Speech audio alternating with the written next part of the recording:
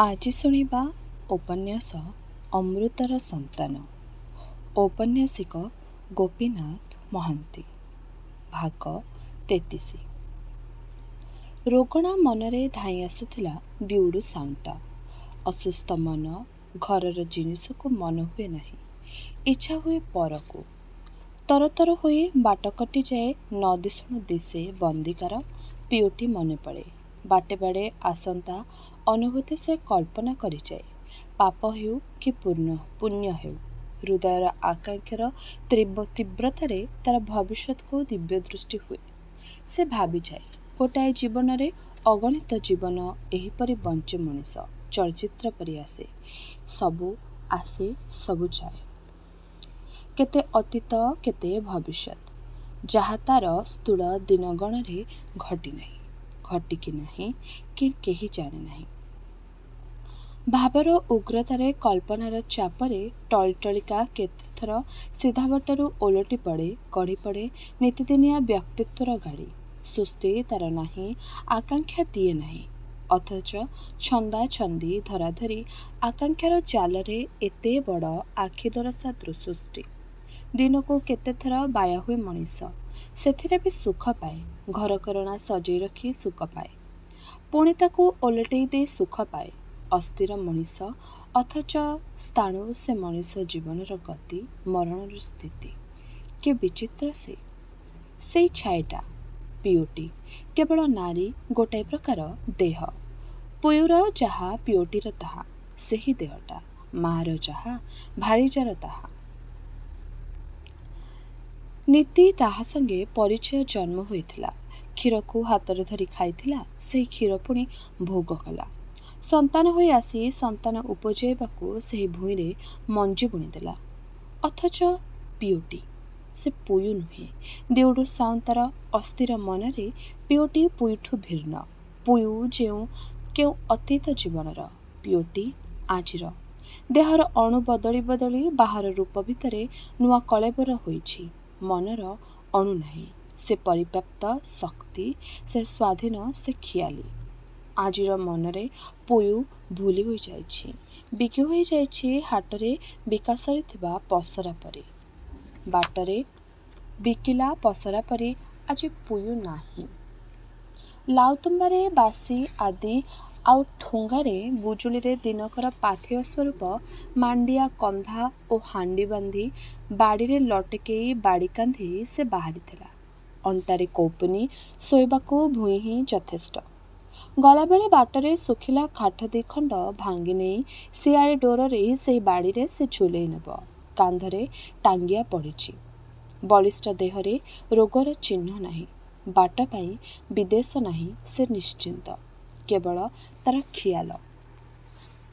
କୁକୁଡ଼ା ଡାକେ ସେ ବାହାରିଲା। କନ୍ଧ ଯୁଆଡ଼େ ଗଲେ ସେହି କୁକୁଡ଼ା ଡାକେ। ଅନ୍ଧାର ଚାଲିଯାଉଛି, ବେଳୁବେଳ ମନ ଉଷତ। ବାଟରେ ଝୋଲା ପାଖେ ସେ ନିତ୍ୟକର୍ମ ସାରିଲା। ଉଞ୍ଚ ଖାଲଭୂମି ଉପରେ ଫର୍ଚ୍ଚାର ଆଲୁଅ ଲହଡ଼ି ଖେଳିଲାଣି। ଧାଙ୍ଗିଡ଼ିଆମ ଖେନ୍ଦାର ସାନଘାଟି ଉପରକୁ ଉଠିଗଲା ବେଳକୁ ନାଲି ଫିଟିଗଲାଣି ପୃଥିବୀ। ସବୁଜା ନେଳିଆ ସୂର୍ଯ୍ୟ ଉଇଁଲା।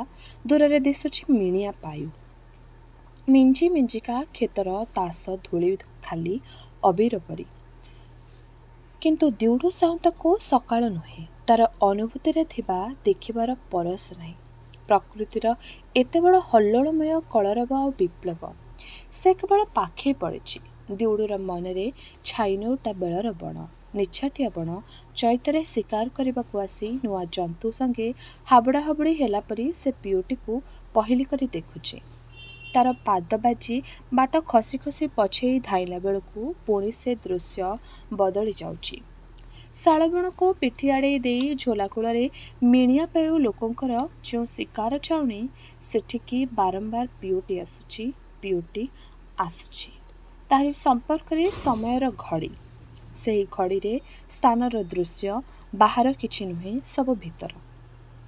ଖାଲି ପିଉଟି, ଖାଲି ମନର ଗୋଟାଏ ଅବସ୍ଥା। ମିଣିଆ ପାୟୁ ଆଉ ବନ୍ଦିକରା ଏଇ ଦୁ ଗାଁ ମଝିରେ ସରିହାଦୁ ହୋଇ ପର୍ବତ ଶ୍ରେଣୀଟାଏ, ତାହାରି ଘାଟି ଧାଙ୍ଗିଡ଼ିଆମ।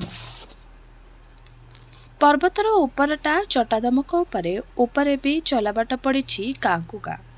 ଧାଙ୍ଗଡ଼ି ଆମ ଠେଇଁ ଆଉ ଦଳେ କନ୍ଧଙ୍କ ସଙ୍ଗେ ଦେଖା। ଚିଲିଶଙ୍କା ଗାଁର ଦଳେ ଡୁମ୍ବାଗୁଡ଼ା ହାଟକୁ ଚାଲିଛନ୍ତି। ଆରେ ସତେ ତ, ଆଜି ହାଟକୁ ଯିବାର କଥା। ବନ୍ଦିକାର ଗାଁରେ ପୁରୁଷମାନେ ନଥିବେ ଜାଣି ଜାଣି କ'ଣ ଏହି ଦିନ ବାଛି ସେ ବନ୍ଦିକରା ଚାଲିଛି? ମନ ଗହୀରର ନିଷ୍ପତ୍ତି ହୁଏ। କିନ୍ତୁ ଦିଉଡୁ ସାଉନ୍ତା ଜାଣିପାରିଲା ନାହିଁ ଯେ ମନକୁ ମନ ନିଜେ ସେ ନିଜର ସୁବିଧା କରିଛି। ହାଟକୁ ଯାଉଥିବା ଲୋକଙ୍କୁ ଦେଖି ମନେ ପଡ଼ିଲା, ଖୁସି ଲାଗିଲା। କୁଆଡ଼େ ଯାଉଛ ସାଉନ୍ତା? ବନ୍ଦିକାର ଯାଉଛି। ବାଲିପୂଜା ଆସୁଛି କି ନା, ପାରୁଆ କିଣି ଯାଉଛି। ତୁଣ୍ଡରୁ କଥା ବାହାରି ଗଲା ପରେ ମନେ ପଡ଼ିଲା, ସତେ ତ, ଏଇ କ୍ଷେପରେ ତ ସେ ପାରୁଆ କିଣିବି ଗାଁକୁ ଫେରିବ। ସବୁ ଗାଁରେ ପାରା ମିଳନ୍ତି ପରା। ପାରା ମିଳନ୍ତି ନାହିଁ, ନ ଖୋଜିଲେ ଠିକଣା ବେଳେ ମିଳେ ନାହିଁ। ଚିଲିଶଙ୍କା ଲୋକେ ଚାଲିଗଲେ। ଭିନ୍ନ ଗାଁରୁ ଆଉ କେତେ ପଞ୍ଝା ଲୋକ ଆସିଲେ ଗଲେ। ଦିଉଡୁ ସାଉନ୍ତା ସେଇ ଚଟାଦମକ ଉପରେ ଟହଲ ମାରିଲା। କାହିଁକି ମେଣ୍ଟେଇବାକୁ ମନେ ହେଉଛି ସେ ଜାଣେ ନାହିଁ। ଲୋକେ ଯାଉଛନ୍ତି, ପସରା ଚାଲିଛି, ପଛେ ପଛେ କୁକୁର ଗୋଡ଼େଇଛି। ଦିଉଡୁ ସାଉନ୍ତା ଅଁଳ କୋଳି ତୋଳି କରି ଖାଉଥାଏ। ଦୁଇ ଗାଁ ମିଳିବା ପାଇଁ ଓ ବନ୍ଦିକରା ମଝିରେ ସନ୍ଧି ସେତିକି। ଦୂରରୁ ଦୁଇ ଗାଁର ଲୋକ ଚନ୍ଦା ପର୍ବତ ଉପରେ ଶେଷ ବାଳ ପରି ସେହି ଚନ୍ଦାଗଛକୁ ଦେଖନ୍ତି। ସେଗୁଡ଼ା ଠିଆ ହୋଇଥିବା ଯାକେ ଦୁଇ ଗାଁର ସ୍ଥିତି। ପରସ୍ପରଙ୍କ ଇଲାକା ତଫାତ୍ ରହିଛି, ଗୋଳମାଳ ନାହିଁ। ପସରାଏ ମୁଆଁ ଚାଲିଲା। ମାଳିକାର ମୁଆଁ ଆଉ ଗୁଡ଼ାମିଶା ସାନ ମୁଆଁ।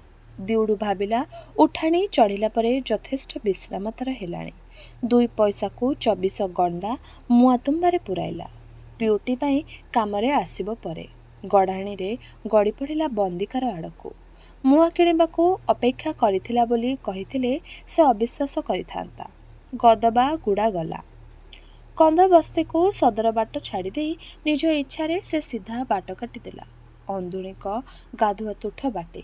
ଖରା ଉଠିଗଲାଣି, ଗାଧୁଆ ବେଳେ ଲାଗିଯିବଣି। ତାର ଜାଣତା ମନରେ ସେ ଭାବି ନାହିଁ।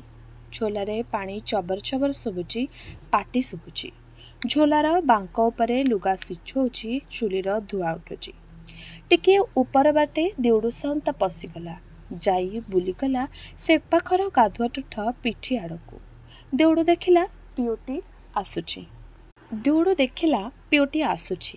ଦିହେଁ ମୁହାଁମୁହିଁ ପଡ଼ିଯିବାରୁ ଏକା ସାଙ୍ଗରେ ଦୁହେଁ ଚମକି ପଡ଼ିଲେ। ପିଉଟି ଲୁଗାପଟା କାନ୍ଧରେ ପକେଇଛି, ମୁହଁରେ ଖଣ୍ଡେ ଦାନ୍ତ କାଠି। ସେହିପରି ସେ ଠିଆ ହୋଇ ରହିଲା। ଆଗ ଦିଉଡୁ କହିଲା, କିରେ ନୁନି, ଭଲ ଅଛୁ? ଲୋକ ଯା ଆସ କରୁଥାନ୍ତି। ପିଉଟି କେବଳ ହସି ଦେଇ ମୋଡ଼ି ହୋଇ ହଲି ହୋଇ ଝୋଲାକୁ ଚାଲିଗଲା। ଦିଉଡ଼ି ଗାଁ ଗଡ଼କୁ ଗଲା। ପଛକୁ ଅନେଇଲା। ପିଉଟି ଚାଲିଯାଉଛି ବାଟେ ବାଟେ। କାହିଁ ଅଟକି ନାହୁଁ ତ? ନା, ପୁଣି ଦେଖାହବ। କେତେ କଥା ସେ ଭାବି ଭାବି ଆସିଥିଲା, ସୁଆଦିଆ କଥା। ତୁମ୍ବାରେ ତା ପାଇଁ ମୁଆଁ ପଡ଼ିଛି, ମନ ଭିତରେ ଅଛି କଥା। ପିଉଟି ଚାଲିଗଲା। ସ୍ୱପ୍ନ କଟିଗଲା। ବେଳ ହେଲାଣି କେତେ। କୁଆଡ଼େ ଆସିଛି ଯେ? ବକା ପରି ଦିଉଡୁ ସାଉନ୍ତା ଅନାଇଲା। କୁଆଡ଼େ ସେ ଆସିଛି, କୁଆଡ଼କୁ ଯିବ? ପ୍ରଥମେ ଯେ ଦେଖା ପାରିଲା ସେହିଆଡ଼ୁ ଦିଉଡୁ ପଚାରି ଆସିଲା, ହଇ ହୋ, ତମ ଗାଁରେ ପାରୁଆ ଅଛନ୍ତି? ବହୁତ ଅଛନ୍ତି। କିଏ ବିକେ? ବିକିବ କିଏ ବଣପାରାଙ୍କୁ? ଦିଉଡୁ ଗାଁରେ ପଶିଲା। କନ୍ଧ ଗାଁକୁ ପରଗାଁ ଲୋକ ଆସିଲେ ସମସ୍ତେ ଆଗ ସନ୍ଧ୍ୟାରେ ଅନାନ୍ତି। ସେ ଠିକ୍ ଭାବିଥିଲା ଗାଁର ବେଶୀ ଭାଗ ଲୋକ ହାଟକୁ ଯାଇଛନ୍ତି। ଫେରୁ ଫେରୁ ରାତି କି କାଲି ସକାଳ। ଖାଲି ବୁଢ଼ା ବୁଢ଼ା କି ପିଲା ଲୋକ, ଏଇଭଳି ପୁରୁଷ ଲୋକ କେତେଜଣ। ବାକି ସମସ୍ତେ ସ୍ତ୍ରୀ ଲୋକ ନିଜ ନିଜ କାମରେ ବ୍ୟସ୍ତ। ସେଇ ସ୍ତ୍ରୀ ଲୋକମାନଙ୍କର ଆଖି ଦିଉଡୁ ସାଉନ୍ତାକୁ ପରୀକ୍ଷି ଦେଖୁଥାଏ।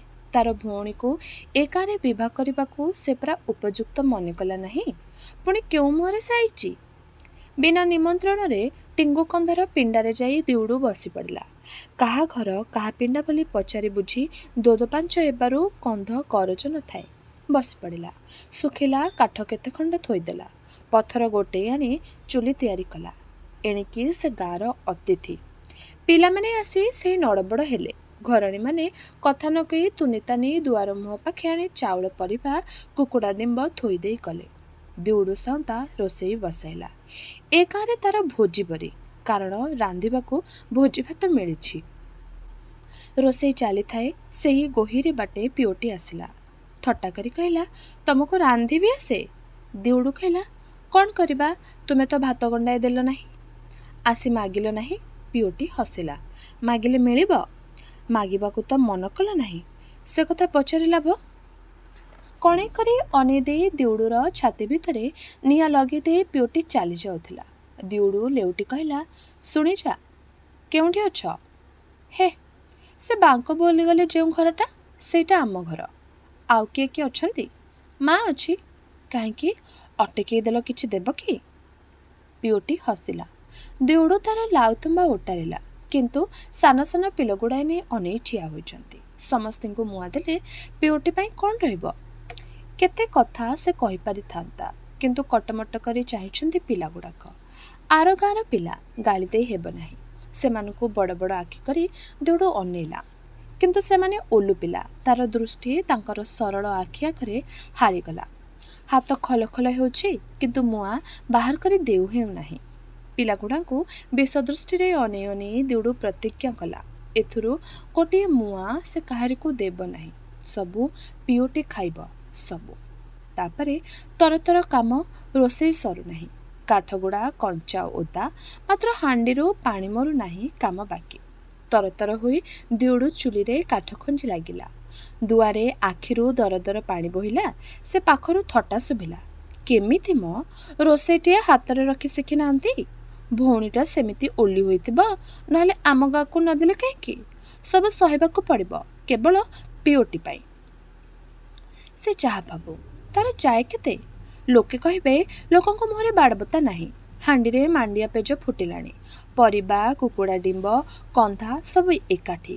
ଏତକ ସରିଲେ ସେ ଗାଁ ବୁଲିଯିବ। ପାରା ଖୋଜି ସେଇ ଅବକାଶରେ ପିଓଟି। ରୋଷେଇବାସ ବାରପଣିଆ ହୋଇ ଆସିଥାଏ। ଧୀରେ ଧୀରେ ମେଘ ଘୋଡ଼େଇ ଆସିଲା। ଅନ୍ଧାରରେ ଚାରିଆଡ଼ ବୁଜି ହୋଇଗଲା। ଭୀଷଣ ତୋଫାନ, ପଛେ ପଛେ ବଜ୍ର ଘଡ଼ଘଡ଼ି। ଶୀତରେ କୁଙ୍କୁରି କାଙ୍କୁରି ହୋଇ କାନ୍ଥରେ ଲାଗିଯାଇ ଦିଉଡ଼ୁ ବସି ରହିଥାଏ। ଅନ୍ଧାର ପଡ଼ିଗଲା, ଘରେ ଘରେ କବାଟ ପଡ଼ିଗଲା। ହାଟ ଦିନ ବୋଲି ପୁରୁଷମାନେ ନାହାନ୍ତି। ପର ଗାଁର କୁଣିଆ କେଉଁ ଘର ଆଗରେ ଯାଇ ଠିଆ ହୋଇ କହିବ, ଜାଗା ଦିଅ। ଟପର ଟପର ମେଘ ପଡ଼ିଲା। ପାଣି ପବନର ହାବୁକା ହୁ ହୁ ସୁ ସୁ ହୋଇ ପିଣ୍ଡାଯାକ ଖେଳି ବୁଲିଲା। ଚପର ସାଙ୍ଗେ କଜିଆ କଲା, ଛାଉଣି ଉଡ଼େଇଲା। ଘରକୁ ସେ କେମିତି ଫେରିବ ଭାବୁଥାଏ। ଆଶ୍ରୟ ଦରକାର। ଦିଉଡ଼ୁ ହାଣ୍ଡିର ଅଧା ତିଆରି ଖାଦ୍ୟ ତୁମ୍ବାରେ ଅଜାଡ଼ି ନେଇ ପୁରା ବୁଜୁଳି ଜାକି ତଳକୁ ଓହ୍ଲେଇ ପଡ଼ିଲା। ମୁହାଁମୁହିଁ ଦୁରାବସ୍ଥାକୁ ଦେଖି ଧୈର୍ଯ୍ୟ ଆସିଲା। ଦିଉଡ଼ୁ ଦେଖିଲା, ସୁବିଧା ପଡ଼ିଛି। ମେଘ ଅନ୍ଧାରରେ ପ୍ରତିଧ୍ୱନି ଉଠିଲା ପରି ତାର ଅନ୍ଧାରୁଆ କଳା ଉଗ୍ର ଚିନ୍ତା ପୁଣି ମୁଣ୍ଡ ଟେକି ନିଷ୍ପତ୍ତି ଦେଇଦେଲା। ଏହି ତାର ପାଗ ଯୋଗ। ତରତର ହୋଇ ସେ ଚାଲିଲା। ଦିସାଉଡ଼ି ଏକଶ୍ରେଣିଆ ଗାଁରେ ବାଏଁ ଡାହାଣେ କେବଳ ଜାତି ଜାତିକା କବାଟ ଦିଶୁଛି, ତାଟି କବାଟ। କୁକୁର ବି ଦିଶୁନାହିଁ। ଟିକିଏ ଆଗରୁ କ'ଣ ଥିଲା, କ'ଣ ହେଲା? ମାଳ ଉପରେ ଅନୁଭୂତି ପାଗ। ଏହିପରି ସ୍ଥିରତା ନାହିଁ, ନିଶ୍ଚିତ ନାହିଁ। ସ୍ଥିର କେବଳ ବଣର ମାୟା, ପର୍ବତର ଆସନ।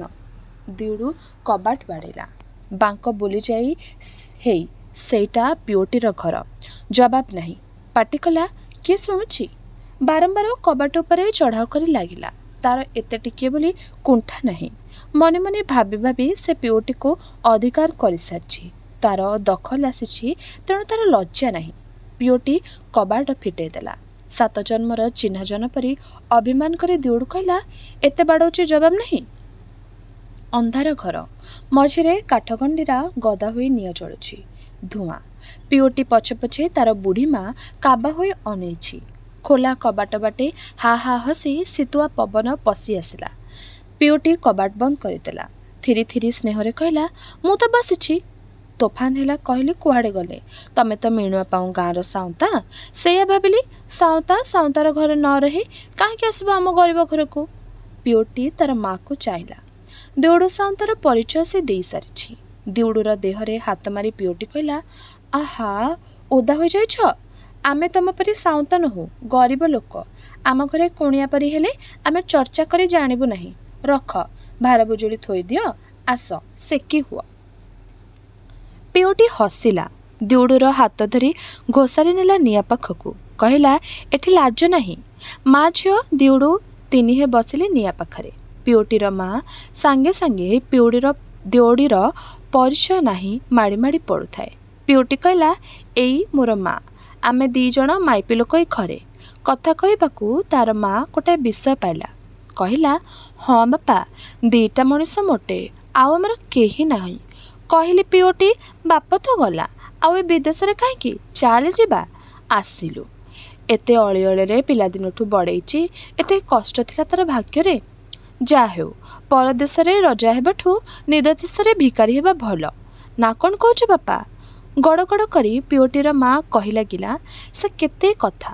ଦେଉଡ଼କୁ ପିଲାଦିନେ ସେ ଦେଖିଥିଲା, ସର୍ବସାଉଁତା କେଡ଼େ ଭଲ ଲୋକ ଥିଲା ଇତ୍ୟାଦି। ପିଉଟି କହିଲା, ଖାଇବା କଥା ପଚାରିଲୁନି ନାହିଁ ତ ମା, ଆଗ ସିନା ସେଇଟା। ହଁ, କ'ଣ ଖାଇଛ? ପିଉଟିର ସହଜ ବ୍ୟବହାର ଦେଖି ଦେଉଡ଼କୁ ଲାଜ ମାଡ଼ୁଥାଏ। କିନ୍ତୁ ପିଉଟି ସହଜରେ ଛାଡ଼ିବ ନାହିଁ। ବାହାରେ ପବନର ହୁ ହୁ ଚାଲିଛି। କବାଟକୁ ଝାଙ୍କି ପକାଉଛି। ସବୁ ଲାଜ ସଂକୋଚର ବିରୋଧୀରେ ସେ। ଅନ୍ଧାର ଚାରିଆଡ଼ୁ ରୁନ୍ଧି ଆସେ, ମଣିଷଙ୍କୁ ଏକାଠି କରେ। ଦେଉଡ଼ର ନିଜର ଚାରା ନଥିଲା। ପାଖର ସାନ ପୋଖରୀକୁ ତୁମ୍ବାର ଅଧା ରନ୍ଧା ଖାଦ୍ୟ ମେଟାଇବାକୁ ପିଉଟିର ମା ଚାଲିଗଲା। ଏ ଘରର ନିଆଁ ମାନ୍ଦା ପଡ଼ିଗଲାଣି। ତୋଫାନ ଭିତରେ ମେଘ ଅସହରା ଛେଚୁଛି, ଅନ୍ଧାର ବଢ଼ୁଛି। କାଠକଣ୍ଡିରା ରଡ଼ନିଆ ଧାସରେ ପିଉଟି ଦେଉଡ଼ୁ ବସି ରହିଲେ। ପିଉଟି ପଚାରିଲା, କୁଆଡ଼େ ଆସିଥିଲ? ପାରୁଆ କିଣିବାକୁ। ପାରୁଆ ଏ ଗାଁରେ ମିଳନ୍ତି? ସେ କଥା ମୋଠୁ ତୁ ବେଶୀ ଜାଣୁ। ପିଉଟି ହସିଲା। କହିଲା, ଘରେ ପିଲାପିଲି ଭଲ ଅଛନ୍ତି? ଦେଉଡ଼ୁ ସେ ଥଟ୍ଟା ବୁଝିପାରିଲା ନାହିଁ। ପିଉଟି ପଚାରିଲା, ଭାରିଜା ଭଲ ଅଛି? ହଁ। କେମିତି ଭାରିଜାକୁ ଏକୁଟିଆ ଛାଡ଼ିଦେଇ ଏଡ଼େ ବଡ଼ ମେଘ ତୋଫାନରେ ତୁମେ ପାରୁଆ କିଣି ଆସିଲ? ଦେଉଡ଼ୁ ଗାଇ ଦେଇ କଲା। ତାର ଭାରିଜାର ସବୁ ଦୁର୍ଗୁଣ ସେ ପାହୁନି ଲାଗିଲା। ପିଉଟି ହସୁଥାଏ, ଆଉ ଥଟ୍ଟାରେ ସହାନୁଭୂତି ଦେଖେଇ କହି ଲାଗିଥାଏ, ଆହା, ଦେଉଡ଼ୁର ହାଡ଼ରେ ନିଆଁ ଲାଗୁଥାଏ। ଆହୁରି ତାତି ଯାଇ ସେ ପୁଇକୁ ଗାଳି ଦେଉଥାଏ। ହଜାର ଶପଥ କରି ଯାଉଥାଏ ଯେ ସେ ପୁଇକୁ ଛାଡ଼ିଦେବ, ଆଉ ଘାଣ୍ଟି ଦେବାକୁ ତାର ମୋଟେ ଉଦ୍ଦେଶ୍ୟ ନାହିଁ। ଏହି ଅପ୍ରଗଳ୍ପ ପ୍ରଳାପ ଭିତରେ ପିଉଟି ତାକୁ କଳି ନେଉଥାଏ। ସେ ଘରୁ ପିଉଟିର ମା ଶବ୍ଦ କରେ ନାହିଁ। ହାଣ୍ଡିରେ ମାଣ୍ଡିଆ ପେଜ ଗଦଗଦ ଶୁଭୁଛି। ଦେଉଡ଼ ଚାହିଁ ଦେଖିଲା, ସଂକୋଚ କରିବାକୁ କିଛି ନାହିଁ। କହିଲା, ମୁଆଁ ଖାଇବୁନୁନି? ମୁଆଁ? ତାର ତୁମ୍ବା ଭିତରୁ ମୁଆଁତକ କାଢ଼ି ପିଉଟିକୁ ବଢ଼େଇ ଦେଲା। ପିଉଟି କହିଲା, ତୁମକୁ ସିନା ଭୋକ କରୁଛି, ଆସ ମୁଁ ଖୋଇଦିଏ। ମୁଁ ଖୋଇଦେବି ନାହିଁ ନୁନି। ଦୁହେଁ ଯେତେବେଳେ ମୁଆଁ ଖୋଇ ଖୋଇ ହେଉଥାନ୍ତି, ଧୀରେ ଧୀରେ ପିଉଟିର ମା ଆସି ଫେରି ଚାଲିଗଲା। ଦେଉଡ଼ର ସବୁ କଥା ସେ କାନ ପାରି ଶୁଣିଛି। ସେ ଘରକୁ ଯାଇ ମନକୁ ମନ କାହାକୁ ସେ ଦଣ୍ଡବତ କଲା। ତୁନି ତୁନି କହିଲା, ତାର କପାଳ, ତୁମର ଦୟା। ଦିହେଁ ଏ ଘରେ ଚମକି ପଡ଼ିଲେ। ପିଉଟି ଡାକିଲା, ମା। ହଁ, ରୋଷେଇ ସଇଲାଣି। ତେବେ ଏଇଠାରେ ଶେଷ ହେଲା ଔପନ୍ୟାସିକ ଗୋପୀନାଥ ମହାନ୍ତିଙ୍କର ଉପନ୍ୟାସ ଅମୃତର ସନ୍ତାନର ଏହି ଭାଗଟି। ଆଗାମୀ ଅଧ୍ୟାୟରେ ଏ ଉପନ୍ୟାସଟିର ବାକି ଅଂଶଗୁଡ଼ିକୁ ଆମେ ଶୁଣିବା। ରହିଲି, ନମସ୍କାର।